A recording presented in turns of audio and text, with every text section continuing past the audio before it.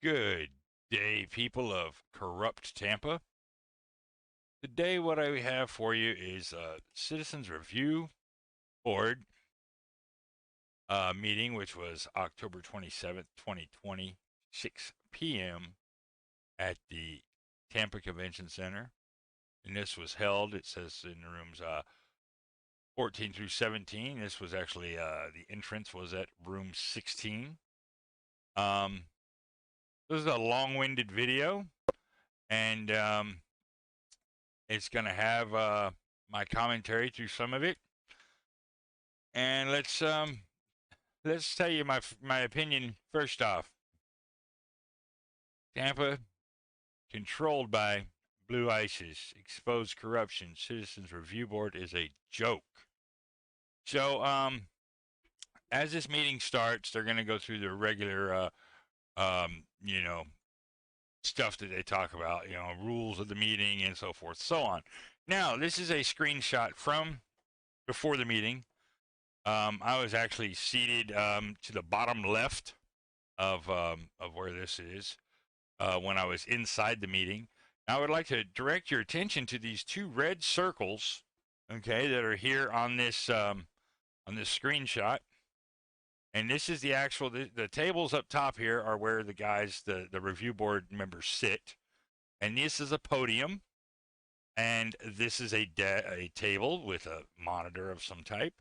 And another podium right here. And this is all social distance.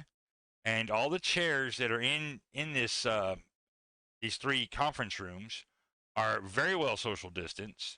And then you even got a little Purell dispenser right here, okay? And you are required to have a mask on to be in this meeting. So, that being said, these clowns that are on stage up here, these puppets that are on stage, these imitation people that think that they are above we the people that are trying to voice our concerns for issues, feel that it's proper to ask the people, rather than to be face-to-face with them, that they go out in a hallway, which I'm going to provide some footage of the hallway before we even get into this to show you. You have to leave the conference room and go down the hallway in the convention center to a little booth that you will see in the hallway footage, and stand in line, so you can't even really attend the meeting if you have something to say. And if you'll listen to the choice of words, the vocabulary used by the person who opens the meeting, that they're not going to take no guff, and the First Amendment really doesn't have any place here, because they're going to keep it professional. Well, they're the ones that should be keeping it professional. We're the people that make up the community, and there is no set level of professionality among the people. There is however, the people are entitled to voice their grievances and concerns. And that's what these people need to be receptive of. And in my opinion, they fail this 110%. So with that being said, I will jump to some of the hallway footage, and then we will start the meeting. This is how they do people that want to speak. They put you out in the hallway, away from them, because they're scared of the truth. So we're down here by room 13, and the meeting's in room 16. So they think that this is far enough down the hallway to shame you out into the hallway, put you behind some drapes like you're embarrassed to be here or something, when the truth is they're just embarrassed to hear what we got to say.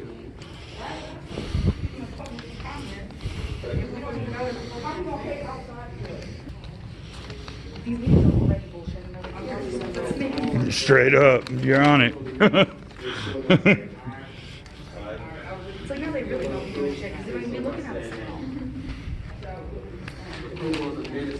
Out here, so you can't see what's going on or here, but they got it all hidden away, just so you can step in this little curtained booth. It was somewhat difficult, and they feel that this is better. Oh, it's just like Zoom. Oh, am I live now? Can people see me?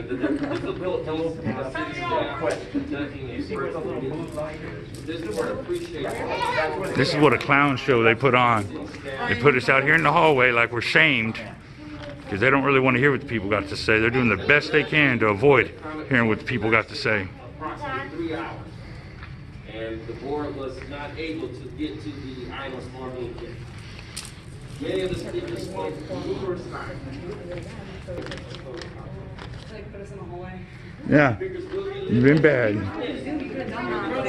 Months ago, like,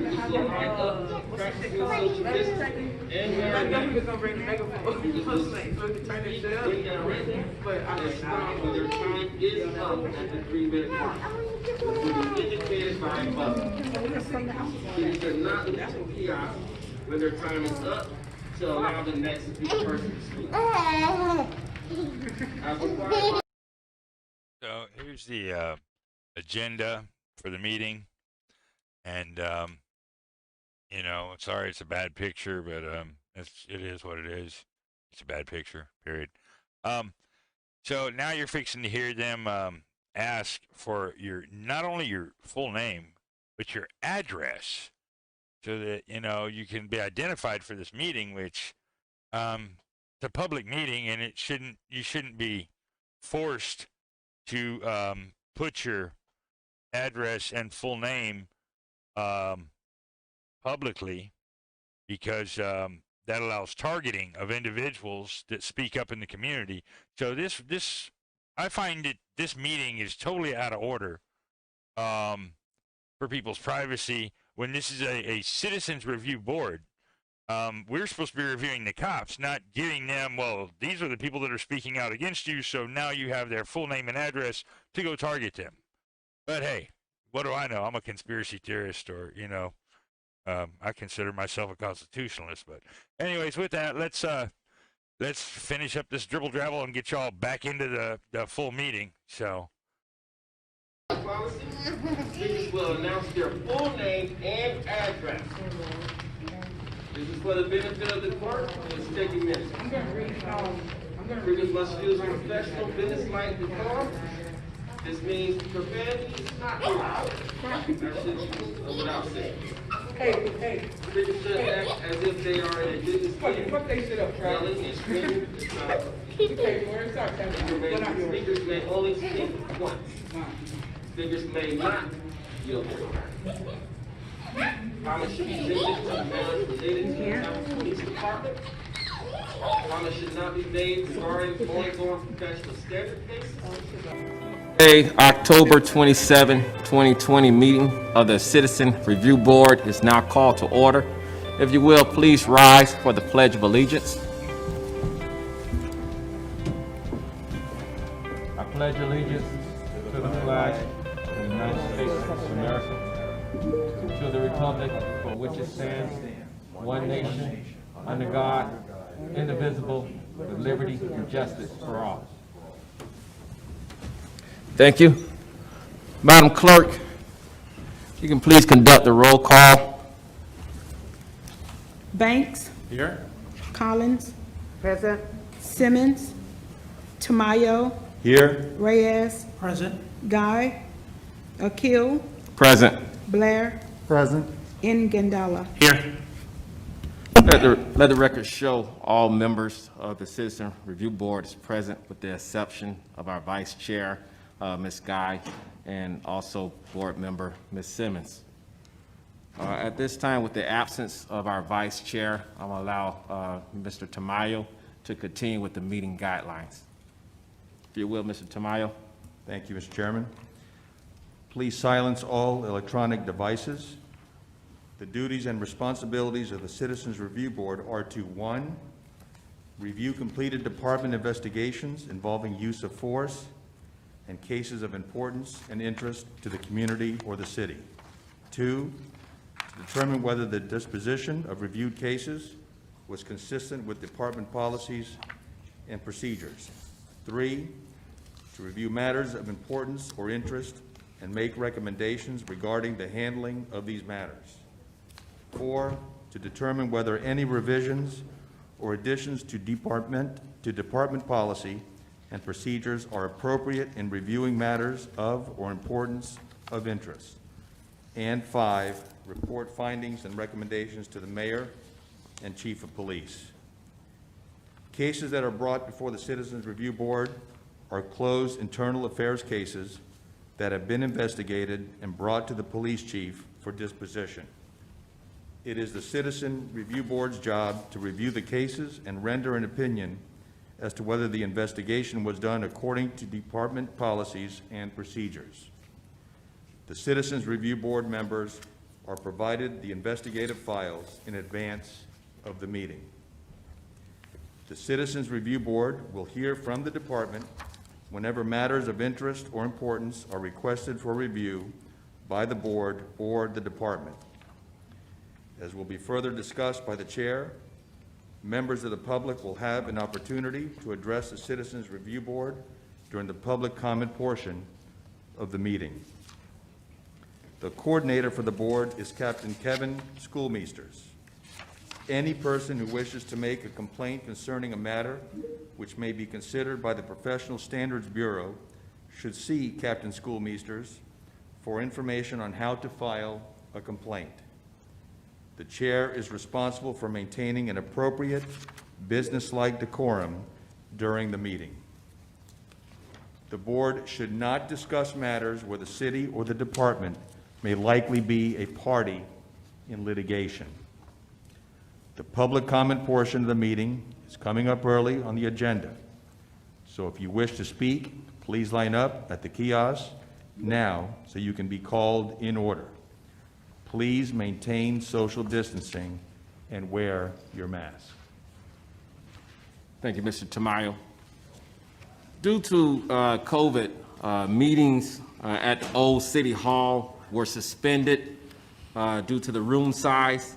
This meeting is being conducted at the Tampa Convention Center, 333 South Franklin Street, in order to allow appropriate social distancing between the members of the board and to allow the public to view the meeting by live stream within the Tampa Convention Center while maintaining social distancing. The chair is suspending the requirement the meeting be held at Old City Hall due to the current health epidemic and state of emergency. This meeting has been noticed by posting on the Tampa Police Department website, posting at Old City Hall, and on the city electronic calendar. Due to COVID-19 state of emergency, this meeting is being conducted live with an in-person quorum present, with the option of participation in person using on-site technology to provide live feed comments, voicemail, or mail. The public and citizens of the city of Tampa will be able to watch, listen, or view this meeting by cable TV, Spectrum Channel 640, Frontier Channel 15. Also via internet, www.tampagov.net/live stream. And also in person here at the Tampa Convention Center. Please note, use of masks and social distance inside the Tampa Convention Center building are required. Now, all written or voicemail comments must be received no later than 24 hours prior to the meeting in order to be made part of the official record of this meeting. Written comments may not exceed 400 words, and live and voicemail comments may not exceed 3 minutes in length. Recorded and live public comment will be heard at the start of the meeting. Voicemail comments will be played during the public comment portion of the agenda, and also will be made permanent record as well. Written comments will be distributed to the board and will also be included in the permanent record of the meeting as well. All public comments timely received will be afforded equal consideration as if the public comments were made in person.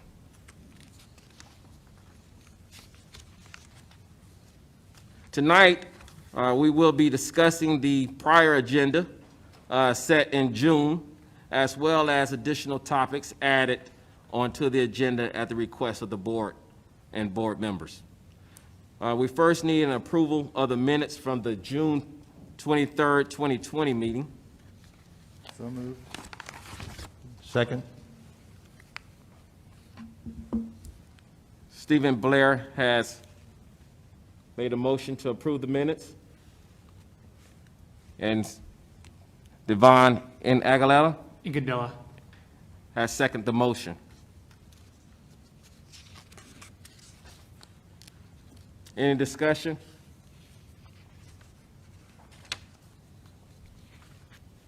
We'll continue with the vote. All in favor of approval of the minutes, state so by saying aye. Aye. Anyone approved, say so by saying nay. The approval of the minutes of June 23rd, 2020 meeting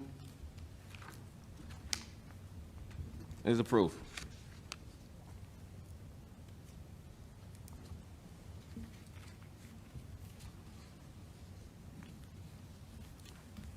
Ladies and gentlemen, during the board's last meeting, there were close to, I would say, maybe 100 individuals from the public in attendance, which is great, which is what we applaud.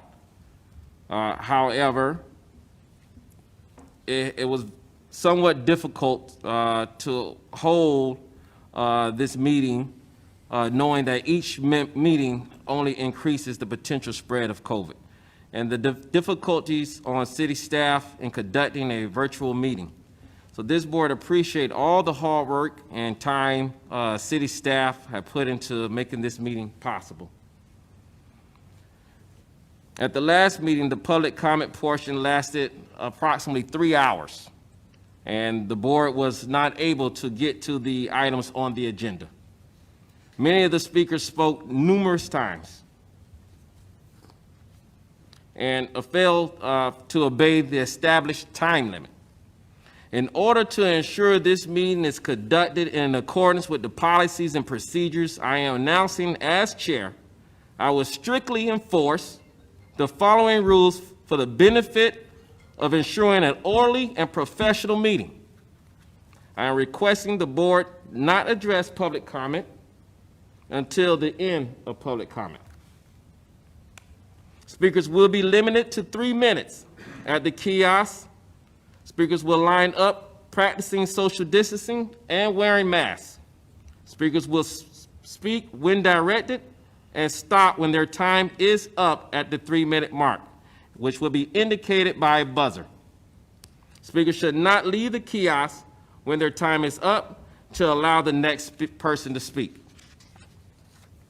As required by policy, speakers will announce their full name and address.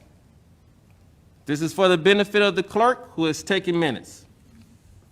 Speakers must use professional business-like decorum. This means profanity is not allowed. That should be without saying. Speakers should act as if they are in a business meeting. Yelling and screaming is not appropriate.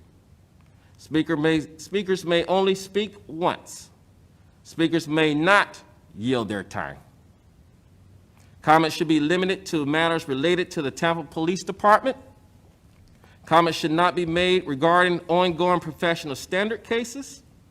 Comments should not be made regarding ongoing professional standard cases, and comments should also be directed to the board as a whole, not as an individual member. No one should speak without being recognized. Yelling and outbursts from the crowd is also considered inappropriate. No one should disrupt the meeting or interfere with the process of the meeting.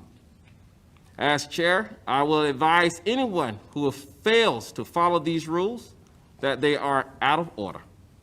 I will ask the microphone to be turned off at the kiosk should anyone violate any of the rules of this meeting while at the kiosk.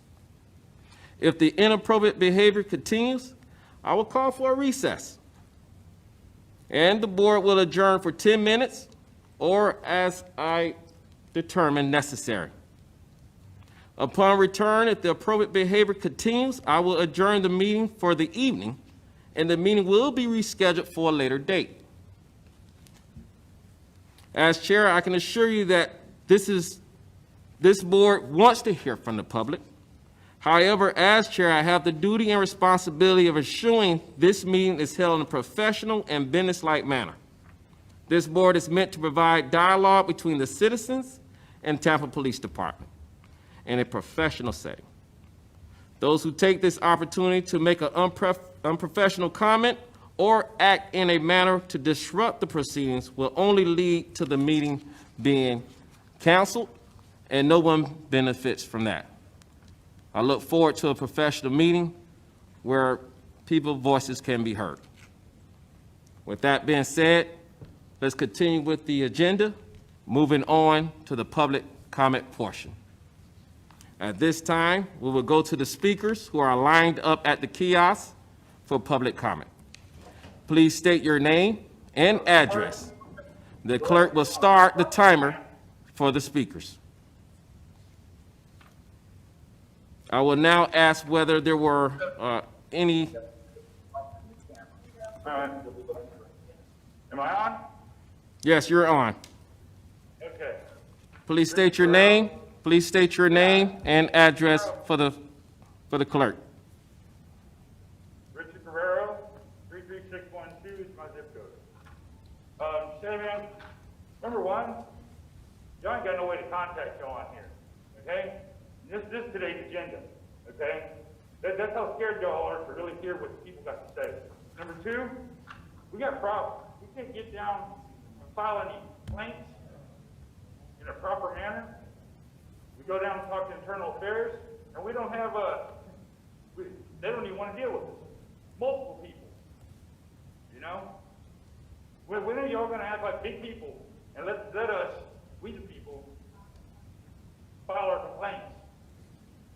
Why is it we have problems with internal affairs doing their job? You know, children are back in school, but all the diaper wearers, you know, are getting a paycheck every week, and they ain't doing nothing during it. You know, they violate our rights, but they're not being held accountable. And this needs to be addressed. So with that, you know, it'd really be nice to have a way to communicate with y'all, but y'all didn't even put a way to do that on this agenda, this itinerary for the day. You know, you got the American with Disabilities Act, you know, but you ain't got no way to contact y'all with our complaint. So with that, I yield. Thank you, sir.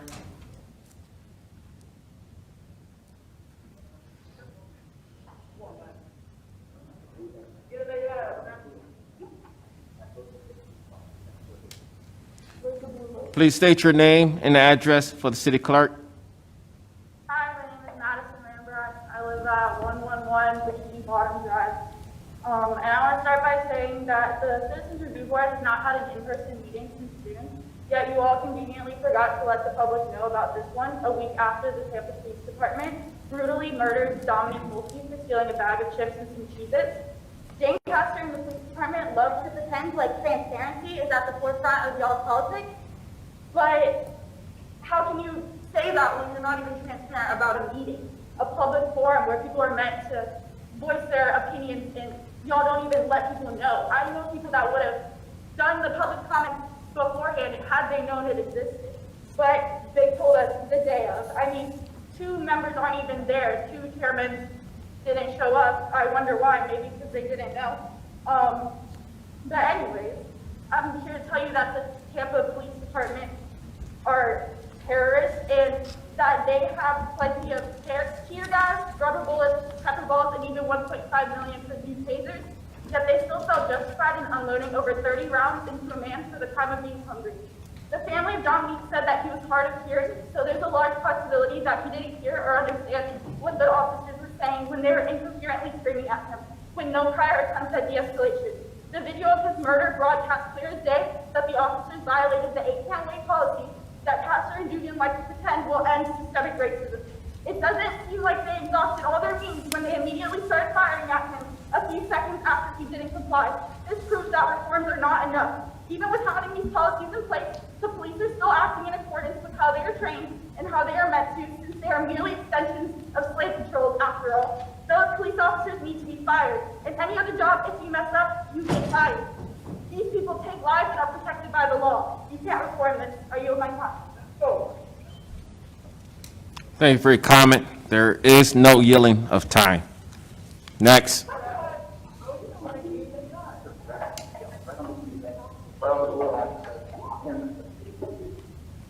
State your name and your address for the clerk, please. Thank you. My name is Shipla. I stay at 9509 North Chester Circle, Tampa, Florida, 33647. Good to go? Please continue. All right.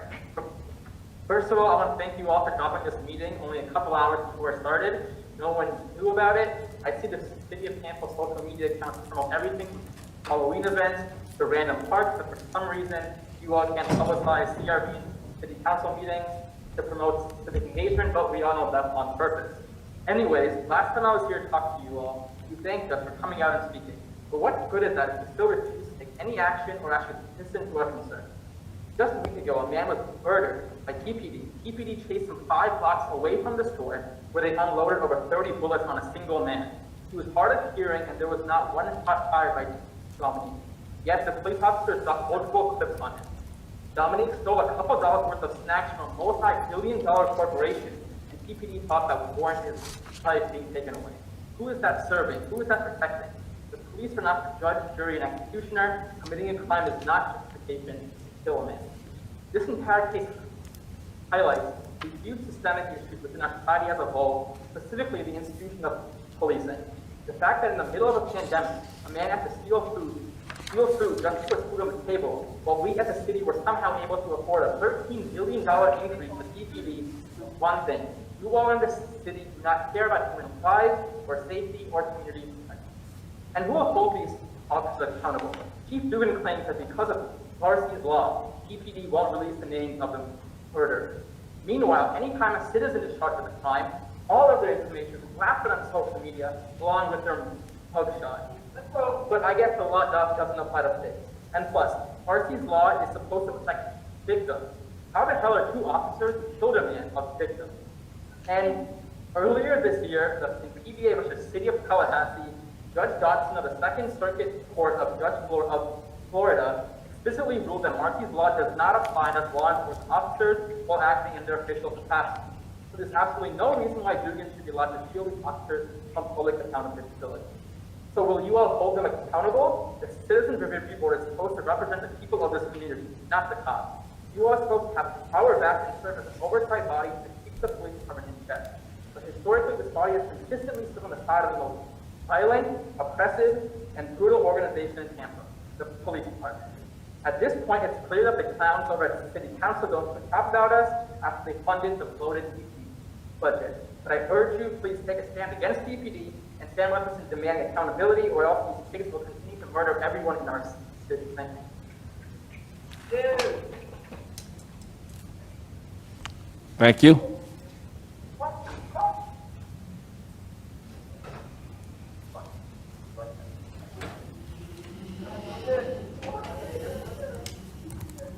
Hi, can you hear me? Yes, please state your name and address for the clerk. My name is Viveka Sapaya, and I reside at 16102 Brecken Palms Place, Tampa, Florida, 33647. Can I continue? Please continue. All right.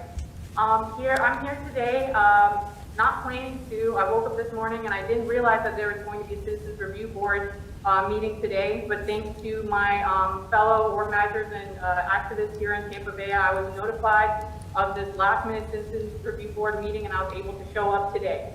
But I want to tell you that although I reside in 33647, I'm very well aware of what's going on in Tampa, and I'd really like you guys to realize what is happening to our city. We cannot continue to ignore what happened to Dominique Mulkey. We have, I want you guys to release the names of the murderers because they killed Dominique Mulkey, and we know his name, and his name is the one that's on our tongues right now. But the real murderers, the people who need to be held accountable, the people who need to be having their names heard on the news and in social media are the murderers, the people who killed him, TPD. So please consider releasing the names of his murderers, and also realize that this is just one example of what's going on in Tampa. I work at the Spring of Tampa Bay, and I work with several other social services organizations in the Tampa Bay area, and I want you to realize that homelessness, the lack of food in our city is coming to a really or it's growing every single day. Every single day on the hotline, we can hear people calling in not for shelter, but just for basic needs like food. We're in the middle of a pandemic, and Dominic Mulkey and his need for food is just one example of what people are going through every day in zip codes like 33610, 33612, 33613. We're all here comfortable, and I'm able to speak to you, but there's so many people who aren't able to speak to you right now and tell you what they need. So we're here today thinking about those people who can't be here. And I beg of you, please, think about people like Dominic Mulkey who didn't deserve to die for the basic need of food. And think about your city. And please don't let Tampa Bay become like this. Thank you. Thank you.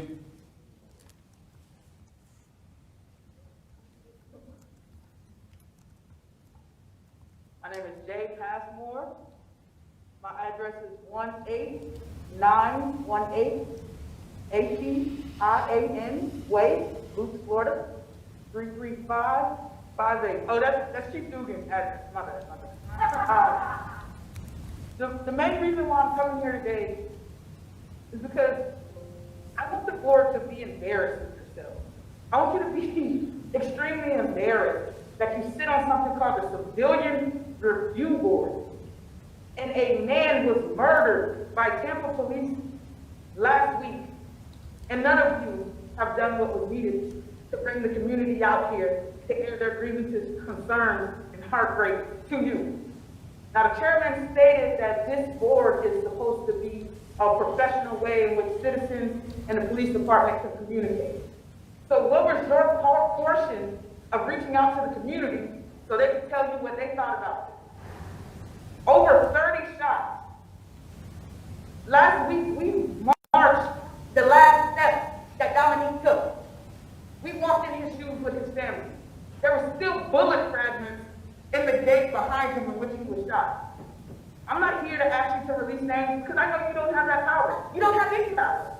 And you should be embarrassed about that. You should be embarrassed that you sit on a do-nothing board. The least you could do was public outreach. Y'all should be very embarrassed with yourselves. You should be embarrassed that Police Chief Dugan already rushed to demonize this man who was hard of hearing and had mental illness. When for the whole summer, activists pleaded with the city and told them there are alternatives to provide people with mental crisis help. $2 million is what we asked for out of $13 million. They said, nope.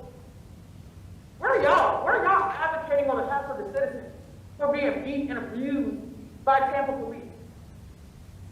Is this just something to put on your resume to say that you did something? If that's the case, cool. But this board is doing nothing. For a whole summer, I have been brutalized by Tampa police. I've suffered 2 concussions in a span of 2 months by TPD. One of the concussions in this very convention center. What are y'all doing? How about you get your asses up and go to a protest and see how they treat the people who exercise their First Amendment, and see how they're hitting people with their bicycles, how they're elbowing people in the stomach, how they're pushing people over, running people's feet over, pushing people in the street. Go look at that and then see how your board that has no authority, no teeth, no anything, is just another measure of Mayor Casher to make herself feel good and pat herself on the back. When George Floyd died, she got on national news and said, oh, what happened to George Floyd is horrible. That police department is horrible. She's on a national mayor task force for police transparency. What has that lady said about Dominique, her family? I went to a vigil and had to watch Dominique's mother cry and say she blamed herself. I blame the city of Tampa, and I blame y'all because y'all not stepping up. Thank you. Hey, y'all hold it down.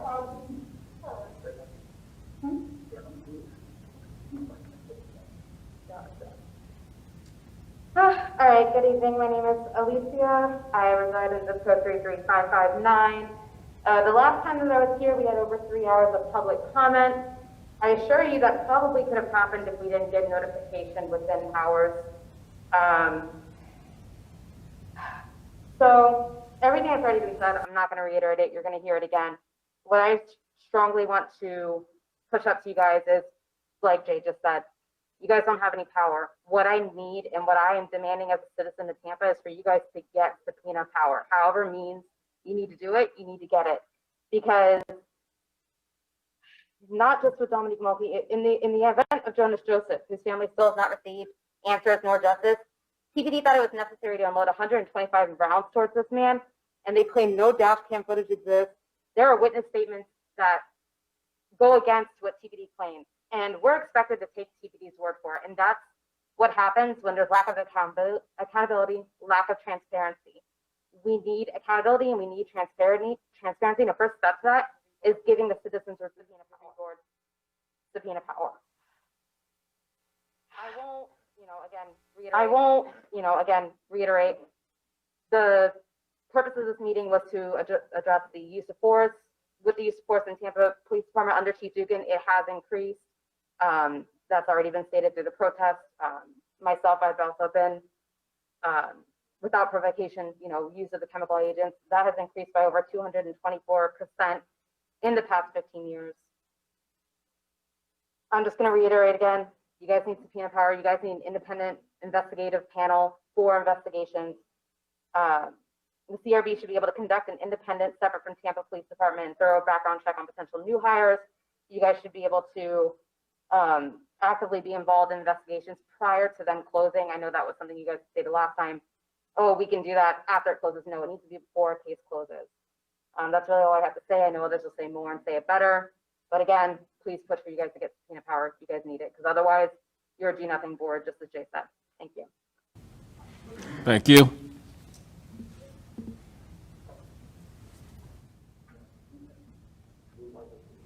Okay.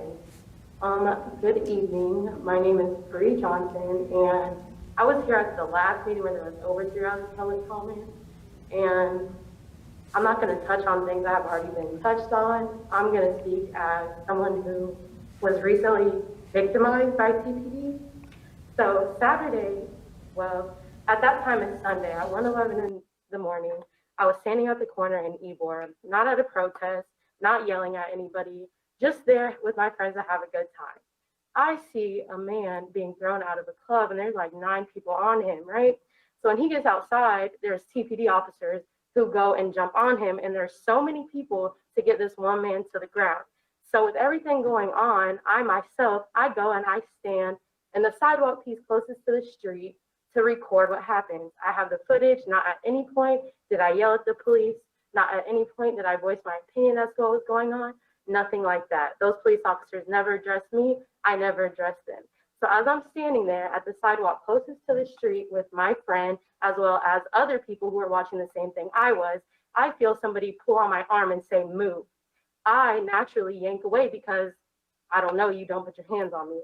I say, don't put your effing hands on me, period, point blank, don't touch me.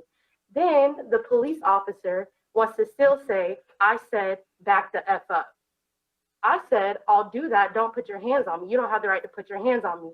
This cop then looks me dead in my face and says, BITCH, you, and pushes me. So I say, oh, this is what we're doing. You're really going to put your hands on me after I just said, don't put your hands on me. He pushes me again. This time I end up in the street, in the middle of the street. That's how I was standing so close to the street. Not at any point did any of these officers address me and say, you need to back up, you need to do this, that, or the third. I have that footage. So as I'm pushed into the street, another cop comes up to me and grabs me by the back of my arm and says, that's it, you're going to jail. I naturally say, what am I going to jail for? He says, your mouth. I said, it is my First Amendment right to the freedom of speech. I can say whatever I want to say, and I'm not even interfering with anything that you're doing. As I'm getting arrested and being taken to the cruiser, I'm asking him, what am I being arrested for? What are my charges? He then replies to me and says, keep talking and I'm going to add more charges. So I'm placed in the back of a vehicle. I'm sitting there handcuffed in the middle of the street wondering, wow, how did I get myself in this position? I didn't. TPD did it to me once again. I'm sitting in the back. One officer comes to me. He's getting all my name and information, the kindness, how a cop should be, protect and serve, right? Apologizing to me for how I was treated by other officers. So I get then a citation, right? That's what it all came down to. Ma'am, you're not going to jail tonight.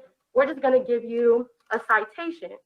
So they give me this citation, which the officer's name at the bottom, who's listed, is not even the officer who put his hands on me. I have his face as well as his badge number recorded. This is false because he's not the one who issued this.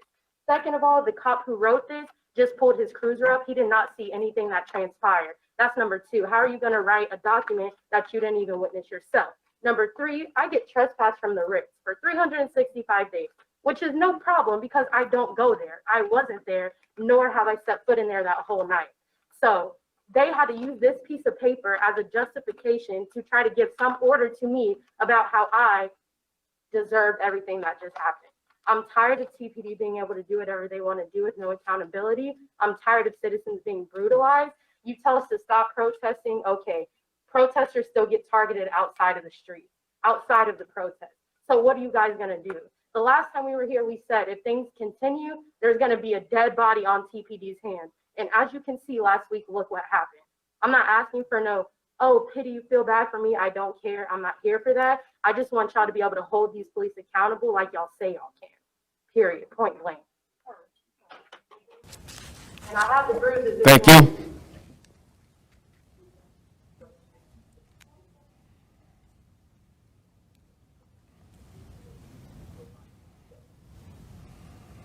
Hi, my name is Morgan, and I'm coming from the zip code 33626.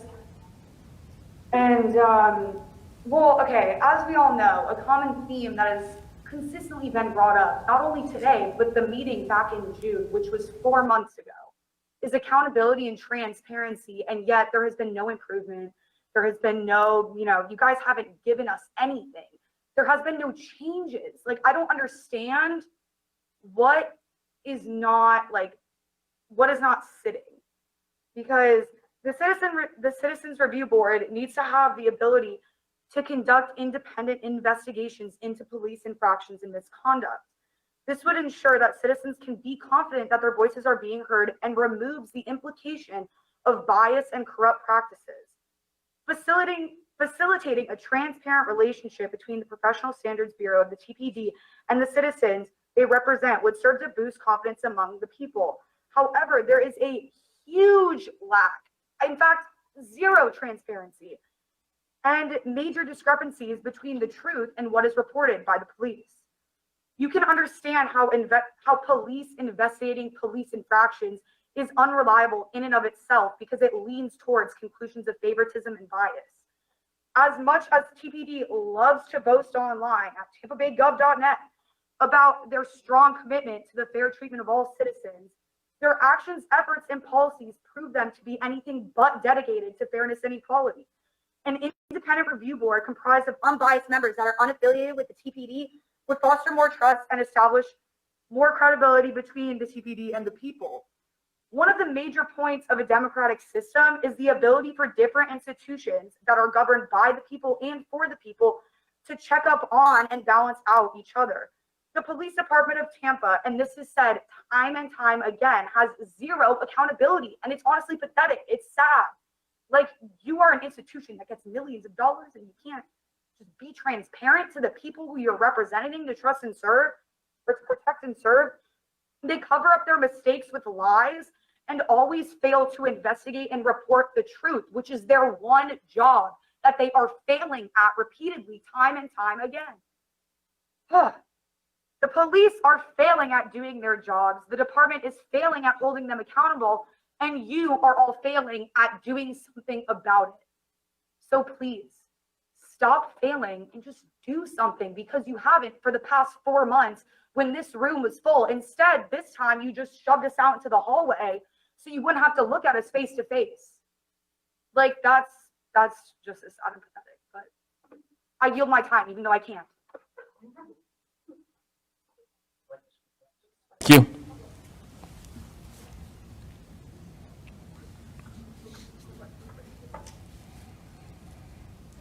Please state your name and address for the clerk. Corey Brown, 33617. That's my second. So, I'm sorry, please state your name and the address for the clerk. what if I don't have an address? Okay, Was your so name there? here's the issue. Someone was murdered by the Tampa Bay Police You was trying Department to get that? after redistributing food in an effort to stay alive. That's what we have happening in the city of Tampa. And I need everyone to wrap their heads around the fact that according to, what is this? The Sun, I'll pull it up. The Centennial, applications for the week, ended on October 10th for unemployment claims. And it was up by 2,489 applications the week before. I'm mentioning this to you because people don't have incomes. People don't have jobs. The government isn't doing anything for us. The city isn't doing anything for us. And for the officers to decide that they were going to take somebody's life over a bag of chips and Cheez-Its, that's a problem to me. Because that could have been anybody who was in need. Instead of you all deciding to put money into programs that will help our communities, you've decided to take people away from our communities, out of our communities. Not only did you take somebody's life, you messed up a family, you shot up 3 homes and endangered people's lives, and you think that doesn't warrant any type of reaction from our community. That's mind-boggling to me. Imagine if that was your child, or that was your friend who was in need and wasn't getting the help that they needed. Like, I just want us to understand that there are bigger implications for every single action. You, again, did not just take one life. You have altered the life of many. And so you all, as a Citizens Review Board, especially those of you who are people of color, Black in particular, I know you all understand, but there's no action. That's the problem. So we've been doing this for months. People have been doing this for years, really, this work. And there's been no change, none. And so what we're asking for is transparency. What we're asking for is for the budget for the police department to be mitigated, to be decreased by at least 13%, a freeze on all new hires. What we're asking for is for justice for the family of Dominique Milkey to be very clear that their needs need to be prioritized in this moment. That's what we're asking for. And the fact that people have comments here and it seems like people aren't paying attention, even before we had this virtual type thing, when we were in there to begin with, it felt like people weren't paying attention. And that hurts because this is affecting us and it could be affecting you. Maybe it's not, but it doesn't matter because you're supposed to be representing people. So I'm not here to spit facts and details because this is a matter of morality. And if the city of Tampa chooses to be morally ignorant, that is something that they have to live with for the rest of their lives. Dominique's blood is on all of your hands. I don't care. Every single one of you. I hope you see his face every single night before you go to bed, and I hope it never leaves your mind. Thank you.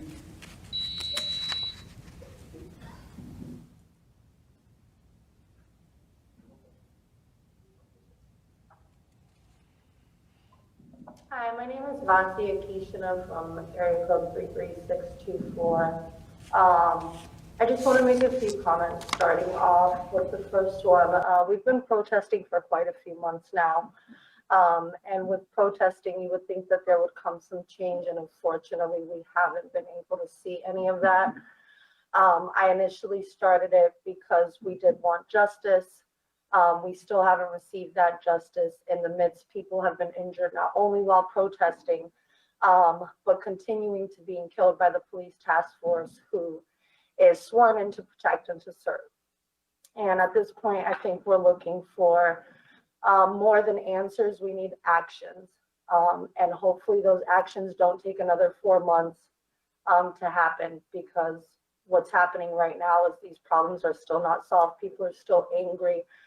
And we're going through not only a pandemic, but also a mental health crisis pandemic. And these people really do need mental health set aside. So with budgeting cuts, what a lot of people are asking for is that we do put some of this money aside moving forward to any kind of mental health medical needs that people might have, such as therapists, maybe people that will train the police task force to possibly handle situations differently before resulting to violence. So we're just asking that you take all our comments into consideration today, and hopefully there will be a change. Thank you.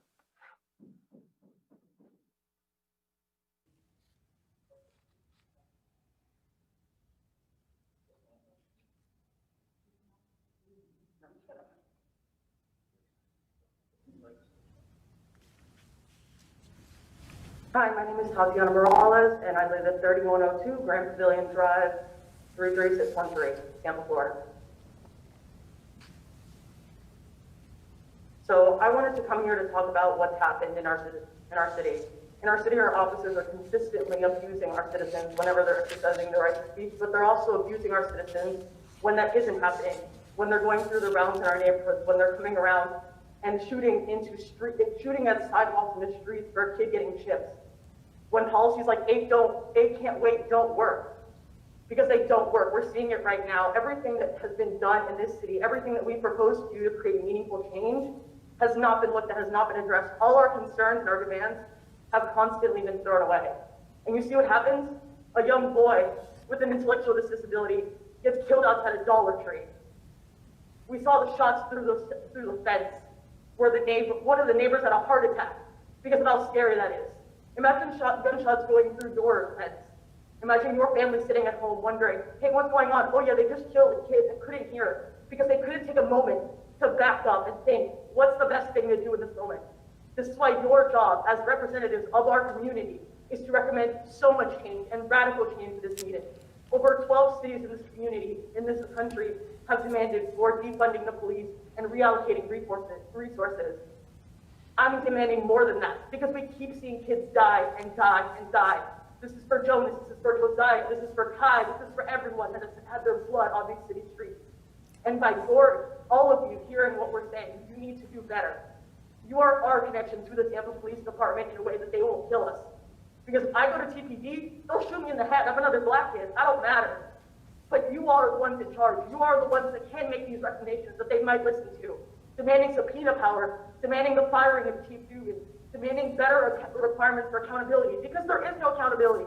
There has never been accountability, and you all know this. You all know better and need to do better. And when you're saying to emphasize professionality and things that should be better, where's your professionality? Because if you were a professional that did your job, you wouldn't be dead. And I need you all to take that seriously. Because this won't be the last one. If there's a change, there's going to be another kid that is starving, that is hungry, that needs better resources, and needs better. I've never seen any of you at a protest. I've never seen any of your faces. I've been protesting every single week. I've been protesting for years in different locations. And I see other cities that care less, do more. So what you need to do is to care more and do more, because it's going to be your family and your kid that's next that gets killed. Because police don't care. They don't discriminate because they're not incentivized to. They've never been incentivized to.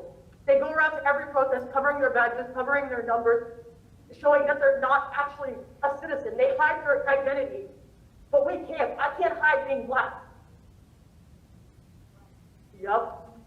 And it's interesting how part of the recommendations that have to be done is, what are people that are going to jail, that are going for short time because their trials haven't happened? And all the thing is how people are being held in close quarters because there is a COVID pandemic that you're all clearly aware of.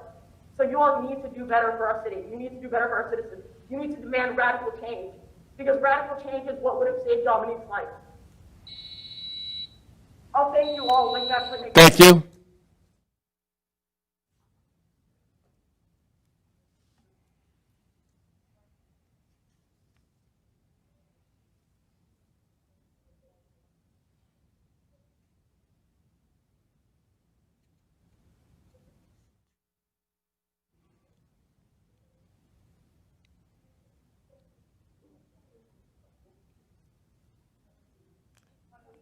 Is there any other commentary from the kiosk?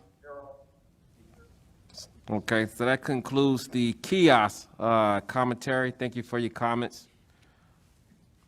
We will continue. I will now ask whether there were any recorded comments received through voicemail set up for this meeting.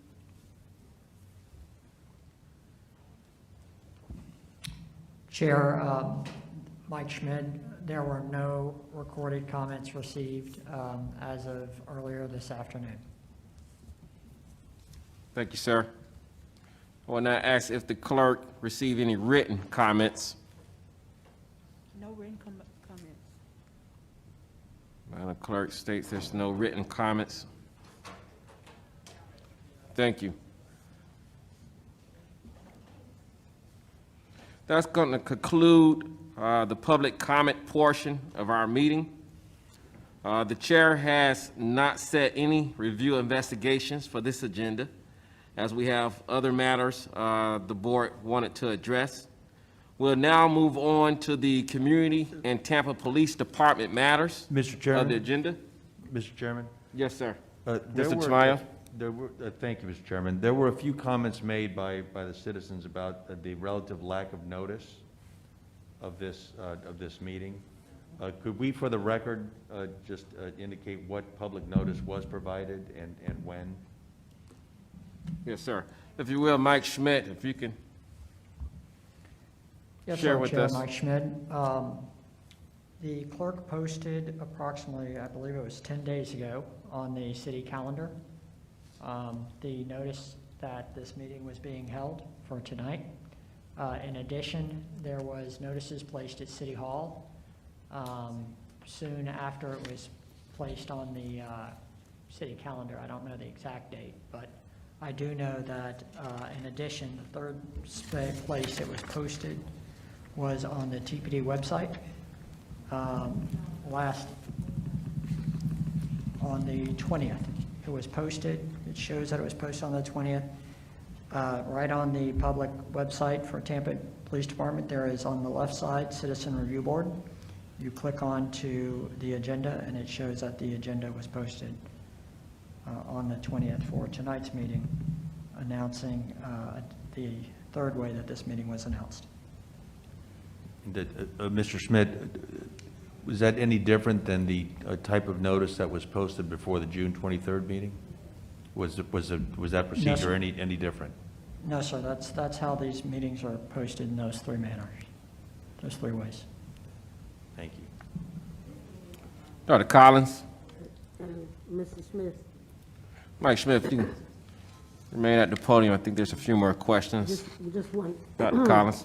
A follow-up on the question from the previous one. Is this way that the meetings were noted consistent with the way we've always noticed the meeting? It was the same consistent notice? Yes, ma'am. Yes, ma'am. I mean, I would say that due to the fact that this was sort of a hybrid meeting and getting all the needing to explain how it's going to be recorded and written comments and how we were going to do it here, I think typically we try to get it posted on the TPD website. I think the June 23rd meeting shows it was posted June 12th, so that was about 11 days. This one was posted 7 days, but as I said, it was posted 10 days on the city clerk's calendar, so as well as at City Hall. So it's the way we've always posted these meetings. So I'm not sure.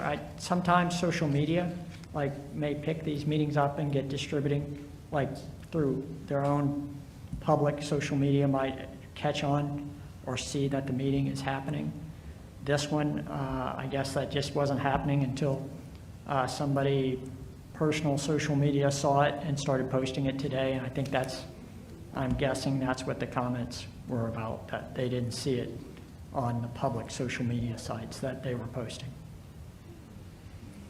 In addition, I'd like to add that there, obviously, during these times where we are in a state of emergency due to the pandemic, there was a lot of additional effort put into having this meeting today.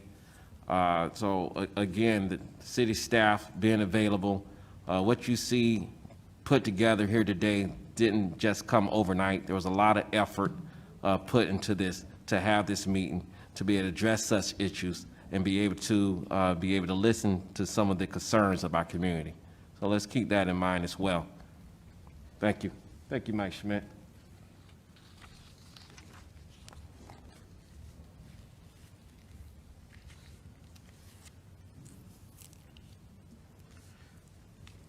As this meeting was originally scheduled for March and then June, the board still needs to see if there are any questions concerning the 2019 CRB annual report. I would ask for a motion approving the 2019 CRB report and ask Detective Katie Tanassis with professional standards to come forward for any questions of the board. Thank you, Katie. I'm Detective Katie Thanasis. Just need to know if you guys approved the 2019 Review Board report, and I'm here for any questions you may have.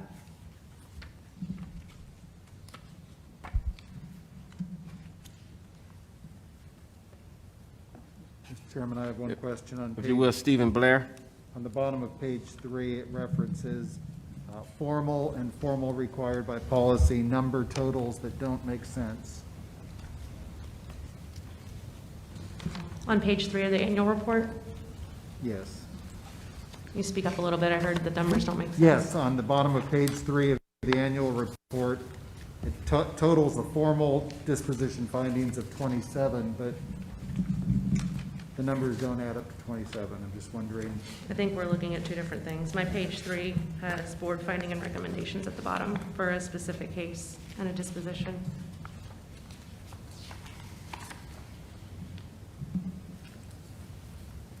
The 2019 annual report, Yes.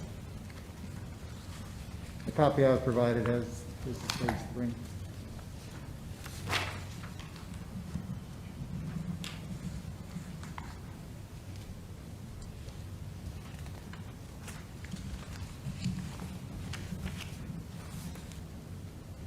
Okay, I'm sorry. What was the question? I see the numbers that you circled, 27 and 9. They don't add up. Okay, I haven't seen this report, so I'll have to get back to you on that. It looks like it may have just been a miscalculation by who made the report. Is this the annual report that we're asked to approve? This is not the annual report, what you just handed me.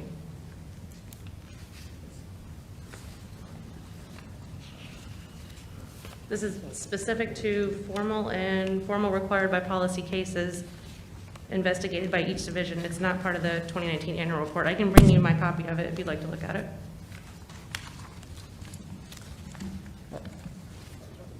I'm not prepared to review a document or approve a document that I haven't seen. And This was provided prior to the June meeting. This is the report I was given at the June meeting.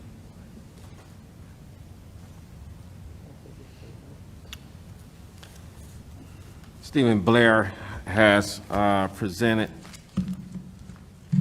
a concern. With that concern, we need to look into that matter a little further. Is there any other questions besides Stephen Blair's concern in reference to the 2019 annual CRB report to address to Detective Katie Thanasis?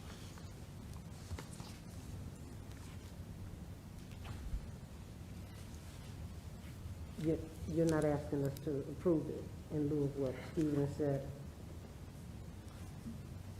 Is that correct? We can continue with the vote. However, you can take in consideration of the findings of Board Member Stephen Blair. I recommend that we just defer to the next meeting. The chair is still open to a motion. Is it possible we can defer that to the next meeting, find the answer to his question, and we re-review the annual report? Because I thought I had mine here and I do not have it. And I don't want to make a motion for something that we don't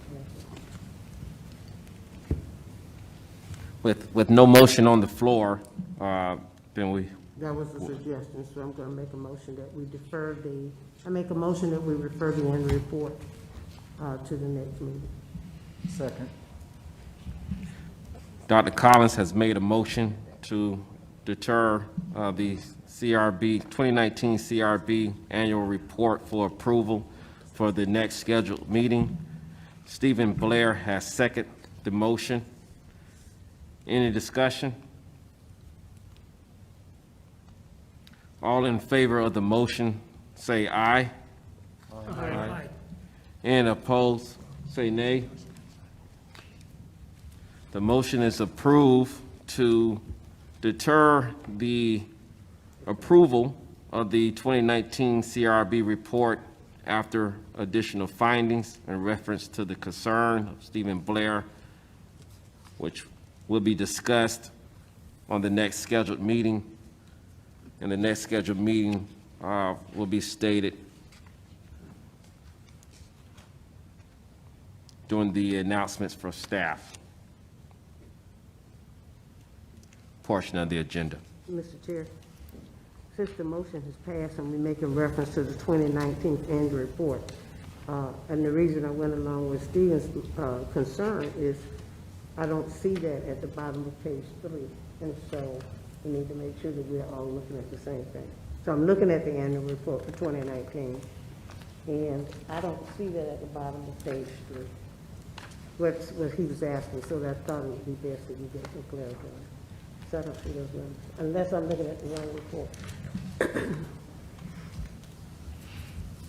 It looks like the piece of paper that he's referencing is on the Professional Standards Bureau annual report, not the Citizens Review Board annual report. Please make note.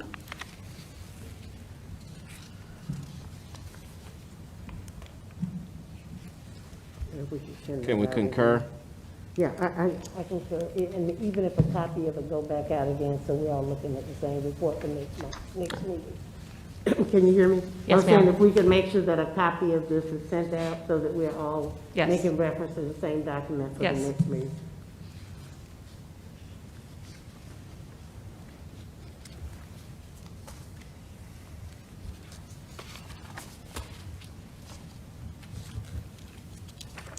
Considering recent events, this board requested to hear matters it felt were of importance to the community. And Chief Brian Dugan is here to discuss the 8 can't wait bullet point, as well as Tampa Police Department use of force policy, as well as the protests in the city of Tampa following the murder of George Floyd. Prior to the meeting, the board was provided with policies concerning these topics. Please let me know if you didn't receive a copy. Chief Dugan, will you please discuss these topics with the board? Certainly, and good evening, everyone, and thank you so much for your service to our community. This is a very important task that you have at hand, and it is very much appreciated, the time that you put in for all of this. You should have a slideshow available to you. Hopefully it's coming up soon. And we will discuss, as your request, the 8 can't wait policy and the use of force policy, and how we have some of the statistical information from our protest and the response. You have, if you can show the next slide, please. There you have the 8 can't wait use of force policy and the response to the protest. The next slide. So during a city council workshop held on September 24th, council was presented, given a presentation that encompassed some of the same issues that I'll be discussing that we shared with city council. So the next slide. And so our policy and our performance progression. Next slide. So the 8 Can't Wait was a project by Campaign Zero, and the Tampa Police Department's use of force policies are consistent with the initiatives proposed by the 8 Can't Wait. Now, I don't want to be misleading to you. We did have to make some minor tweaks to some of our policies to make sure that we did fall within line of the 8 Can't Wait. And what I mean by that is we had to ban chokeholds. Well, we haven't, we never taught chokeholds. We haven't used chokeholds since the late 1980s. I joined the police department in 1990. I was never taught how to use a chokehold. But we felt it was important, because it's important to the community, that we put that in our policies. And so we were able to meet that, the banning of chokeholds. And the de-escalation, we train to de-escalate situations, but we added that wording into the policy that when it's possible, you will de-escalate every situation as possible. And so some of our, we made some minor tweaks to some of our policies so that that our practices that we do fall in line with our procedures and our written policies. The next slide, please. You can see the 8 Can't Wait website, and you'll see that the bans on chokeholds and strangleholds, requirement of de-escalation, requires a warning before shooting, requires to exhaust all alternatives before shooting, a duty to intervene, the ban shooting of moving vehicles, have a use of force continuum, and requires comprehensive reporting. The Tampa Police Department checks all of those boxes on the 8 Can't Wait website. Next slide, please. Now you can see a statewide comparison on the 8 Can't Wait initiative. I verified this information last Friday morning. It is still accurate. When you look at the different agencies listed, the Tampa Police Department is the only agency of all these listed in the state of Florida we are the only agency that is able to meet the 8 Can't Wait initiative.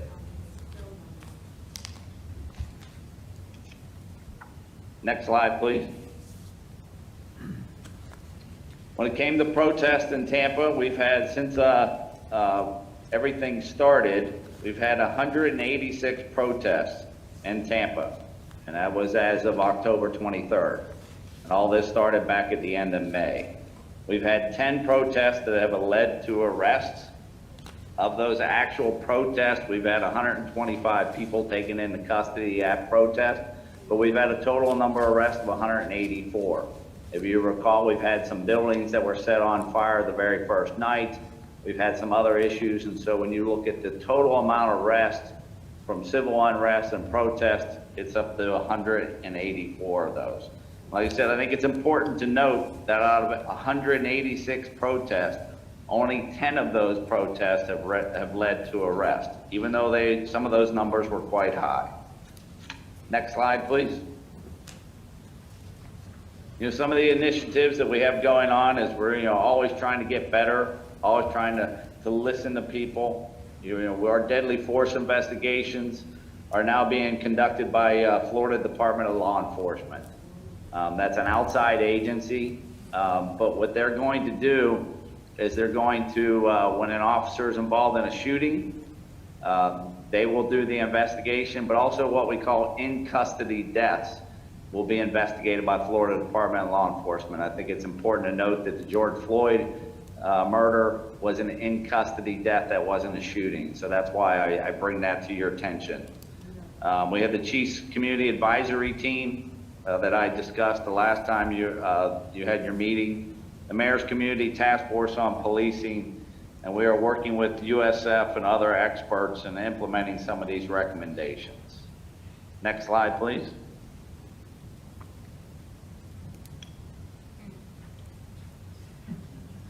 So we have developed a trust program as our core values. We'll stick with our usual mission statement, that is to reduce crime and enhance the quality of life through a cooperative partnership with all citizens. But under our core values that we developed, it's going to be transparency, using innovative technology to enhance efficiency and transparency, respect, treating everyone with dignity and compassion, understanding and mutual understanding of community goals and values, under safety, improving officer safety, citizen safety through education and training. We have teamwork, partnering with the community to solve and prevent crime. The next slide. Again, I think it's important that I pointed out a second time that Florida Department of Law Enforcement, this is something we've been working on for almost over a year, of working things out with the Florida Department of Law Enforcement. So we have a separate entity come in and investigate our officer-involved shootings or in-custody death. The Florida Department of Law Enforcement will do the investigation. They'll do the interview of the officers. It's treated like a homicide until it's ruled justified. So I think it's very important that people realize that we have outside entities come in and investigate it. Now, our professional standards investigators will be there, but we also have the medical examiner's office who will weigh in whenever there's a police shooting. And like I said, more importantly, also that we have the in-custody death. Next slide. I do think it's important that we take a look at the crime rate in the city of Tampa, that it continues to decline. You know, the numbers, you know, we're a very safe city for a city our size. And I think that's very important that we take a look at that is, you know, ultimately about reducing crime, but also we need to have an important relationship with our community, and we need to have trust of our community, and that is something that we are working on. Next slide. If you look at progressive policing in U.S., the evolution of crime, you can take a look at the different charts and crime in the different cities throughout cities our size. That's what we try to look at, as we try to compare ourselves to the city our size.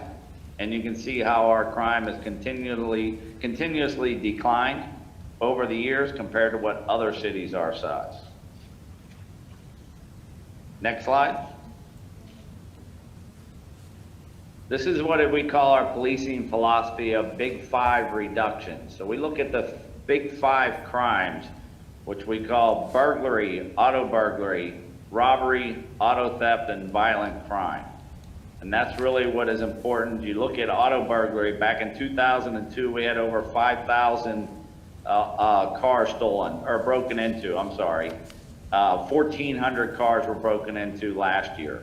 Look at 2002, we had almost 6,800 stolen cars. Last year we had 523. That is truly, you know, victim reduction. It's about making our city much more safer and making our communities much more safer. And that is all I have. If you have any questions for me. Chief? Yeah. Chief, this is Lincoln Tamayo. On the crime reduction chart, are you comparing apples to apples on the types of crime that are being measured from 2002 through 2018 or 2019? Yeah. Yes, we are. Chief, this is DJ Reyes. I have a question for you with regards to the community advisory team and also on the mayor's community task force on policy. Could you inform us on the functions of your community advisory team, and are they complementary or do they overlap the duties and responsibilities of the Citizens Review Board? No, the Citizens Advisory Team are just members of the community. There was originally going to be 10, there's 11 of them. They're just random samples of the community that reached out. I spoke to them. Some of them I met in person. Most of them I met in person. I'm still waiting to meet 2 more. Some of them just been on the phone. And they're just different contacts in the community. I'm trying to spread beyond my normal contact with people. And, you know, I just randomly picked people that I didn't even know. There were 2 people that I did know, but other than that, they're just random members. They'll have nothing to do with policy making. It's just eyes and ears for me out there in the community. One of them did reach out to me last week after the shooting, having some questions. And that's the idea, just having more people out in the community that I would never have met before. Thank you. And then, I'm sorry, I think you asked also on the mayor's task force on policing, and that is something that Mayor Castor has set up, but it would have no, it's a totally different function than the Citizens Review Board. Chief, Thank you. Chief Carolyn Collins, I have a question. One of the things that we also heard today was, a couple of times, was being able to file a report. And the forms that we have where individuals can come in and still file a report in lieu of the pandemic that we're currently in, how accessible are these and are they online? And how do we make sure that we let the citizens know? And even if you're working with your community group and the mayor with hers, are they being notified where those forms are and how they can gain access to them? Yeah, I will verify. You should be able to go to our website and file a complaint, but there's also, you can contact me off of our website. It's something we've added. So, and you can go to our website to file a complaint with professional standards. There's the city's messaging center. And like I said, there's always email. But I did make a note that somebody had felt like they couldn't file complaints with internal affairs, so I'm gonna try and dig into that further. Thank you.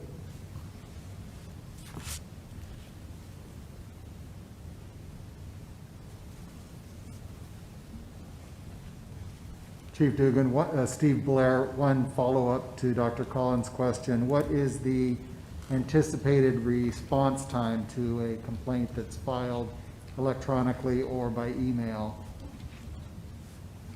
Well, we are required by law to finish it within 180 days.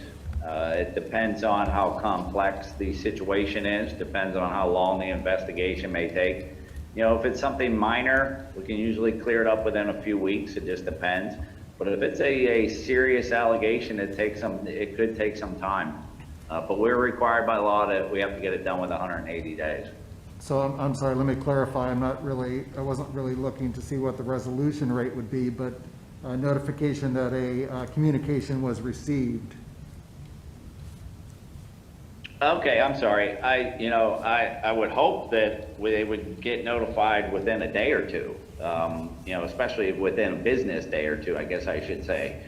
If you call in over the weekend, somebody should be getting back to you that Monday, maybe 2 days. But after that, I think to initiate the investigation, I would expect them to be called the next day, the next business day.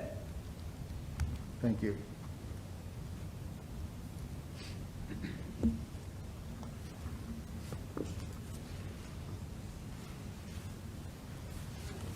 Well, let the record show the numbers. I'm a numbers guy, and the numbers reflect great progress over the years in reference to crime reduction, and that's Tampa Police Department's #1 responsibility to the citizens. And in addition, I also applaud the efforts of Tampa Police Department to answer the concerns of building the trust in the community as well, putting forth the trust program and things of that nature. Obviously, they see that as a great concern, and they're making efforts towards that. In addition, our initiative in participating in the 8 Can't Wait also shows our leadership, as he showed on the slideshow earlier, that how we participate in every category. So let's continue to set the bar, and let's continue to be the model for other cities in the state as an example to follow. Any other questions for Chief Dugan?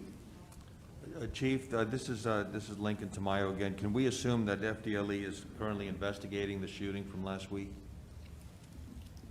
Yes, I'm hoping to have an update by Thursday. I do think it's important that everybody understand. I know everybody has busy lives, but the shooting happened Tuesday morning around 9:30 in the morning, and by 5:30 that afternoon, we had released the surveillance footage from the Dollar General store, the 911 call, and the body cam footage, just to be transparent in a timely manner. And yeah, so FDLE is completing the investigation. It'll take some time. We're hoping to get an update this week. Thank you.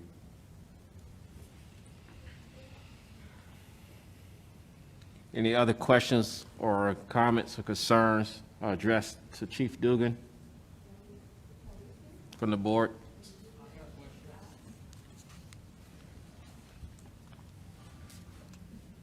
Thank you, Chief Dugan. Please keep us dressed as we continue to look into these issues. Is it possible we can get a copy of the slides? I'm sorry, Dr. Collins? Yes, Chief Dugan, is it possible to get a copy of the slides? Yeah, that's no problem. Thank you. Thank you, Chief Dugan.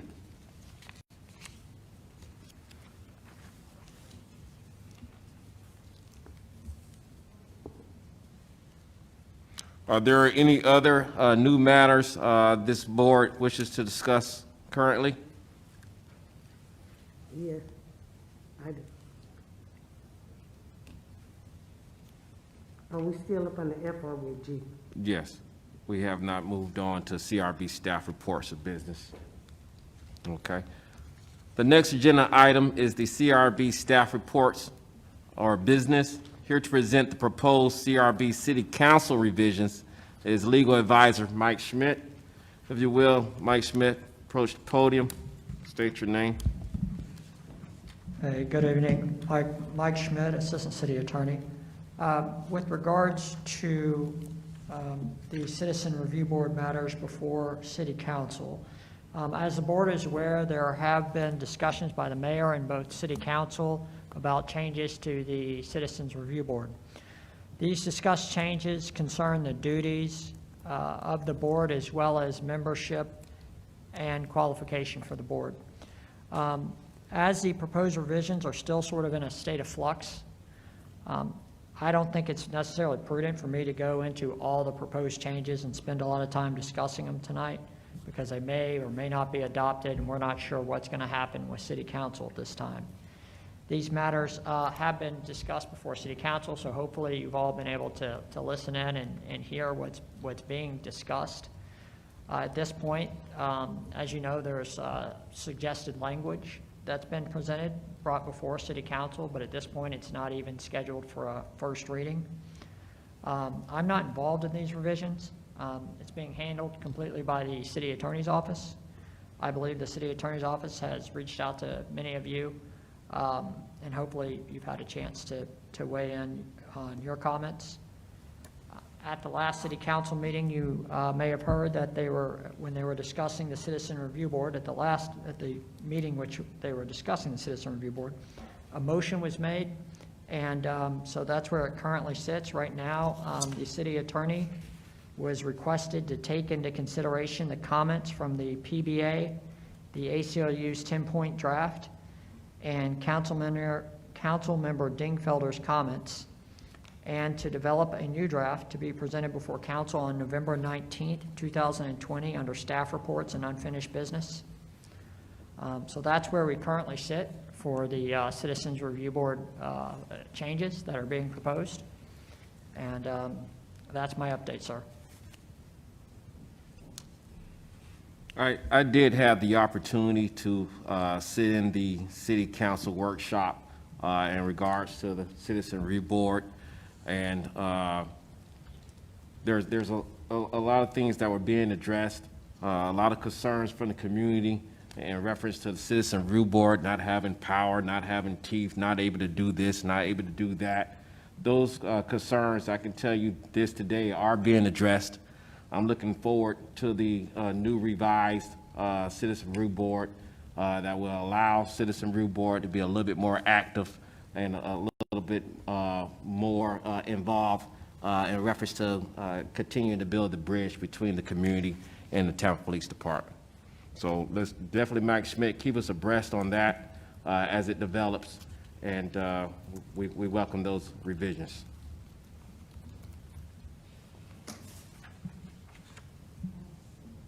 Is there any other business or announcements from staff? Before you go to announcements under the, from staff, staff reports on our businesses. This way I did ask earlier if we had any other things that we wanted to mention. I had a couple I want us to kind of put on the agenda for our next meeting. Okay, continue, Dr. Collins.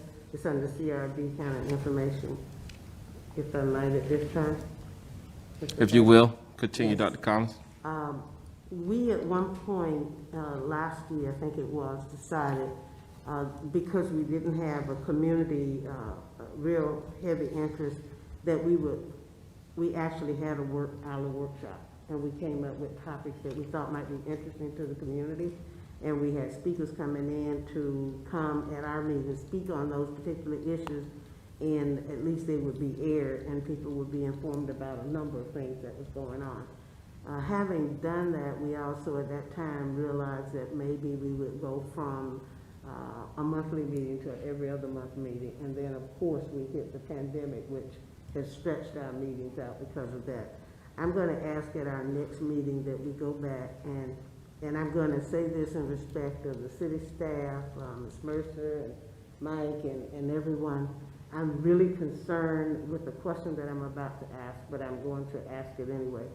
If we cannot do virtual meetings, which I would prefer that we do so no one would be exposed, and with the current status of I would say COVID-19 and what's happening now, and even my reluctancy to come to public meetings, despite the fact we're doing everything right. I think we need to go back to monthly meetings, and I think we need to discuss that. We did it on a trial basis for a year, and in lieu of the fact that sometimes it may be the hard for us to meet, if we could look at some consideration that will keep city staff safe, board staff, and our community safe, I would like for us to rediscuss that on next month. And even if it has to be delayed, I think we are within the framework of a time that we ought to be discussing to revisit that. And the revisit for me is to go back to monthly meetings. Another issue I would like for us to put on the agenda to consider, we have had an excellent relationship with the city, with TPD, with Mike, very, very supportive. But I think one of the things that I'm hearing from the community, and it's reverberating, and it has been doing it for quite some time, I think we might want to actually begin to talk about getting an outside legal counsel for the Citizen Review Board, which will perhaps assist individuals and assist us in having a neutral person that would be actually working with us.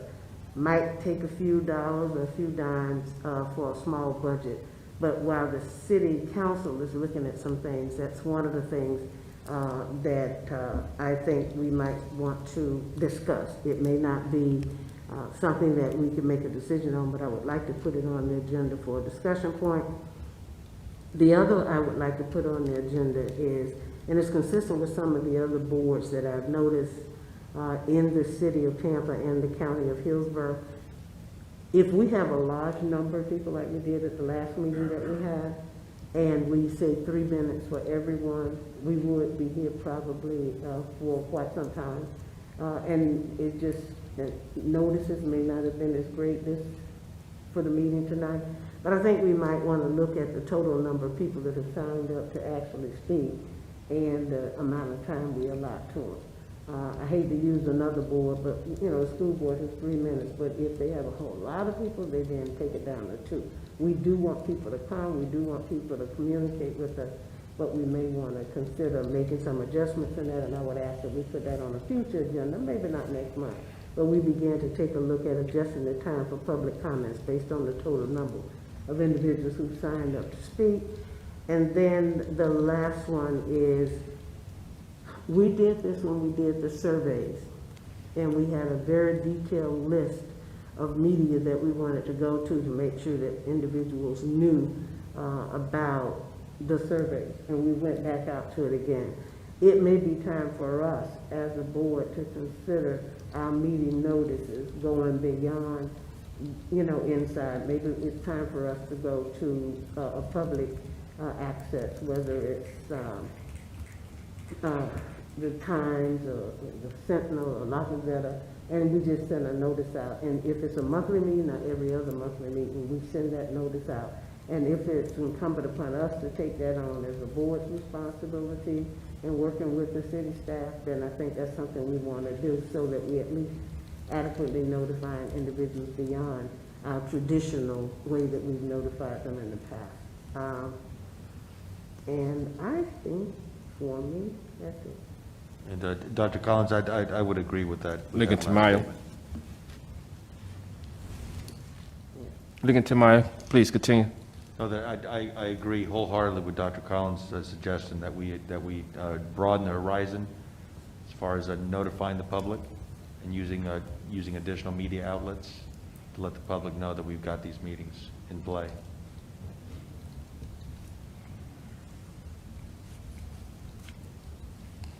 And a lot of times it may not be the city staff. It might be that list that we came up with. If it's some kind of, and I tell you why, there's another meeting that meets the same night that we meet, that's a city meeting. They have support from the city, but it's not structured the same way we are. I get the notice for their meeting, and it is an email notice, and the listing on that meeting is astronomical, but I get that meeting every month. For their meeting. I attend anytime we are on every other meeting.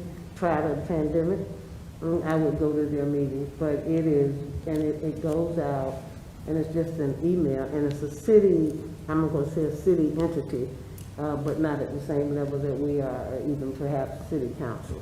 So I just think we need to make sure that if that is a problem, that individuals are proceeding, and we're doing great things. I looked at the numbers, I've had the report, prior to Chief Dugan coming on, I've seen the last couple of reports with TPD and the success that they're having, and it's good.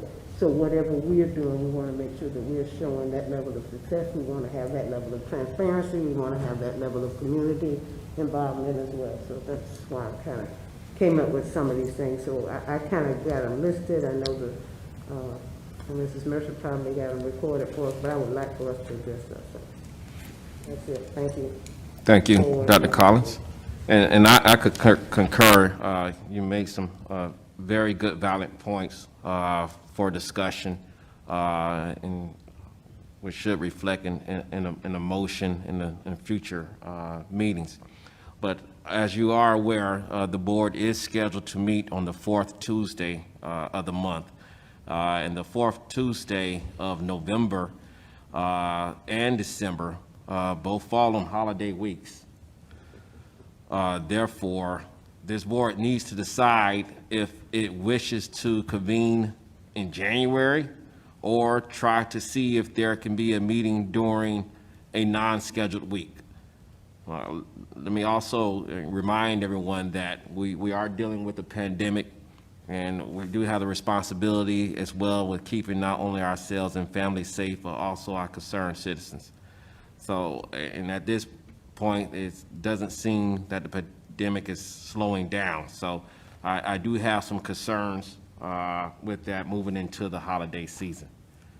But we can open that up for discussion so we can schedule a next meeting. May I ask a question?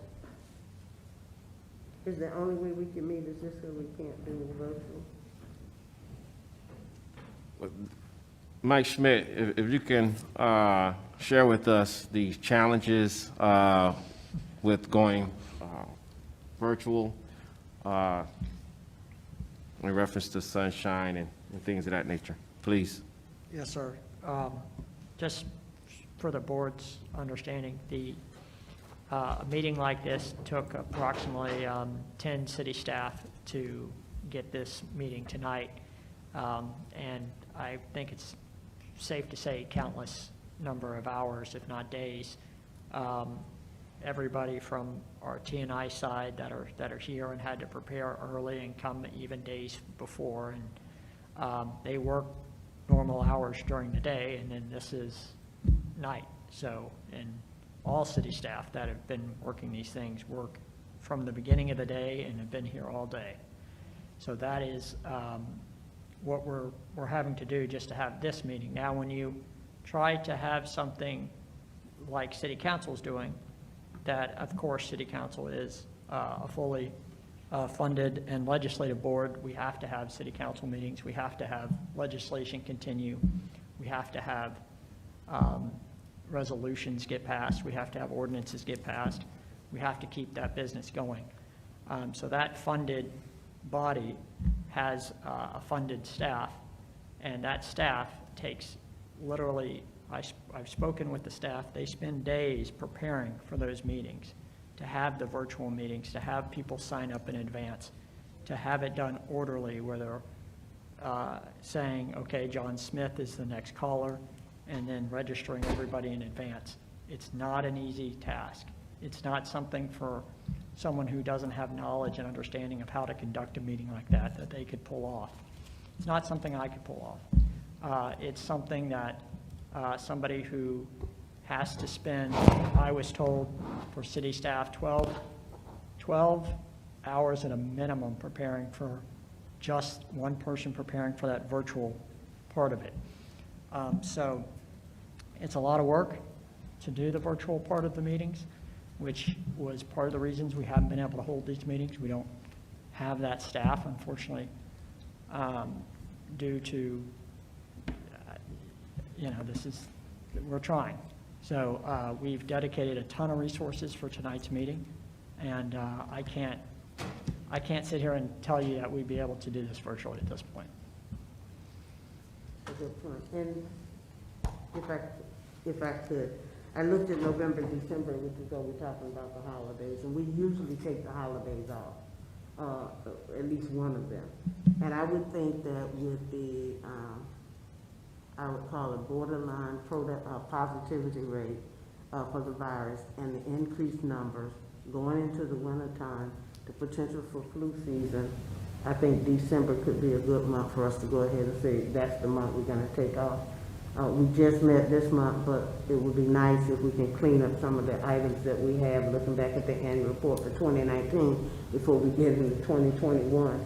And if we could move back, if that date was available and accessible for staff, if we could move back 1 week in November and have it before that 11/24 date, and that way we should be able to clean up everything.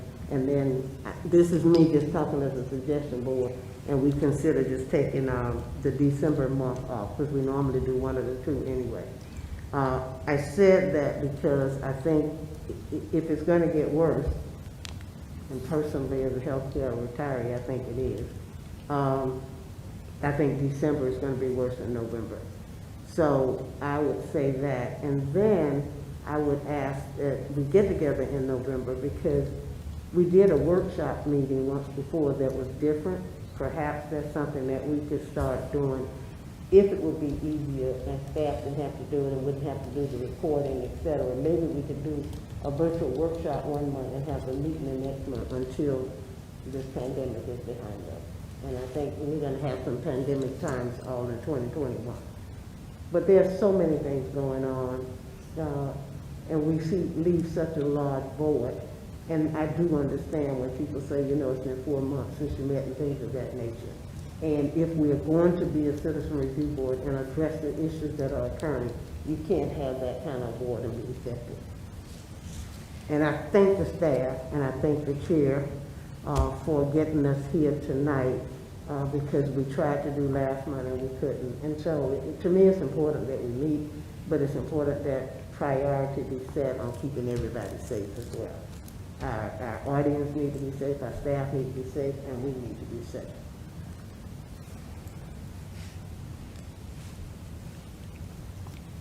The chair will. That was for discussion, because I don't know if somebody else had a different idea.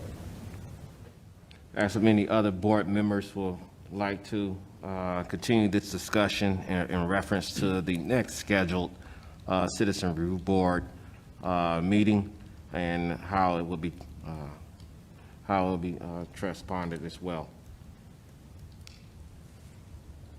Are Tuesdays the most amenable to the city staff?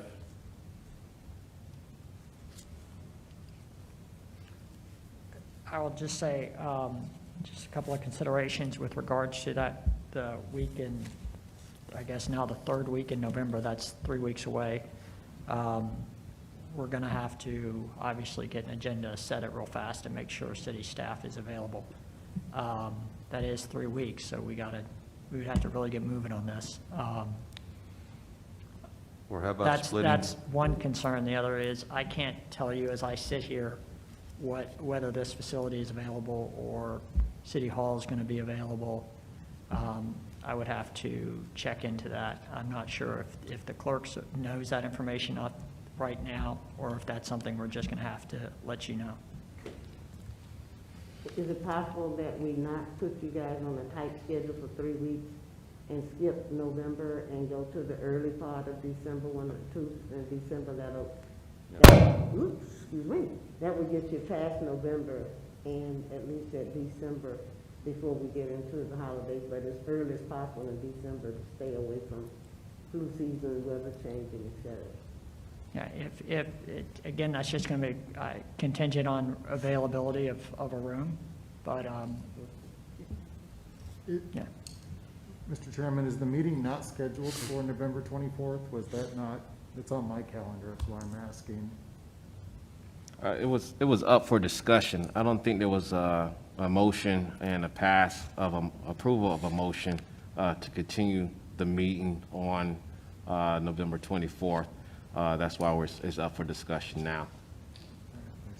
Also, Mike Schmidt, I understand that the city council also have a motion in reference to the Citizen Review Board revisions that takes place in November as well. Do we know what week those revisions would be part of their agenda? So if we are able to have a meeting in November or early part of December, we can have some findings in reference to the structure of the Citizen Review Board moving forward Well, prior right to now- going to 2021? Yeah, it's right now scheduled under staff reports up for November 19th. November 19th.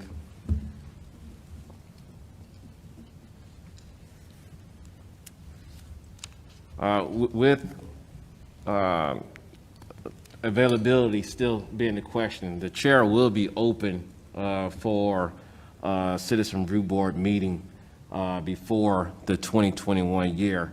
If anyone wanted to make a motion on any of those existing dates after. Mr. Chair, I would make a motion that an appropriate time be found for this meeting on a Tuesday between November 24th and December 15th.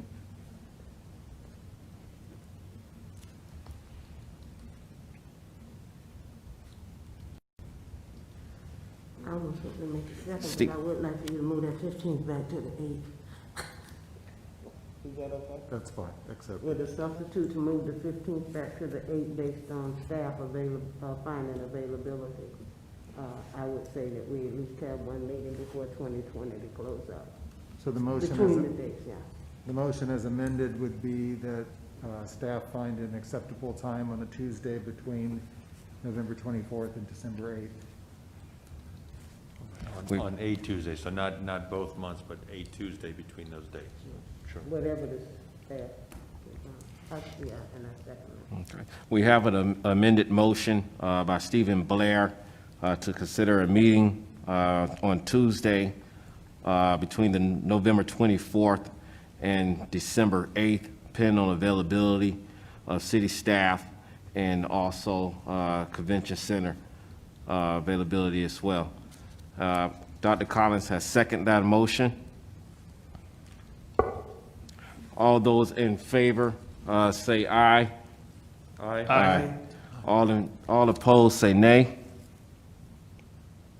The motion passes for a Citizen Review Board meeting to be scheduled on a Tuesday between November 24th and December 8th, where we can continue the agenda of the 2019 CRB annual report findings, as well as some information in reference to the revisions of the Citizen Review Board presented by the City Council upon November 19th. Any discussion of those things that I said? And, did you hear that, and those areas that I also. And in addition, excuse me, the bullet points that Dr. Collins mentioned as well, Madam Clerk, we'll have that presented in the minutes, and we'll try to place that on that agenda if we are able, depending on availability, to have such a meeting. And obviously, meetings will be publicized, public will be welcome, and we will continue our traditional agenda.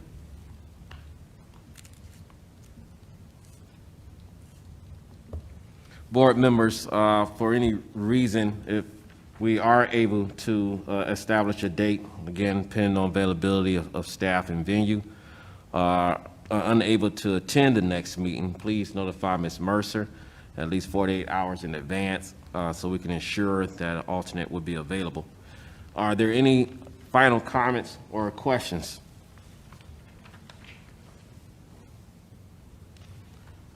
And also let the record show during that last vote, Mr. Banks was absent. But we still have enough personnel to continue that vote. With nothing else being said, the Citizen Review Board is now adjourned.